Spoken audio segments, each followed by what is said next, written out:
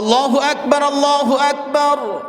লা ইলাহা ইল্লাল্লাহু, আল্লাহু আকবার, আল্লাহু আকবার, ওয়ালিল্লাহিল হামদ। আলহামদুলিল্লাহ, আল্লাহ পাকের দরবারে লক্ষ কোটি শুকরিয়া যে মহান মালিক আমাদেরকে দীর্ঘ একটি মাস অতিক্রম করে রমজানুল মোবারক মাসের পবিত্রতা বজায় রেখে সিয়াম পালন করে, তারাবি আদায় করে,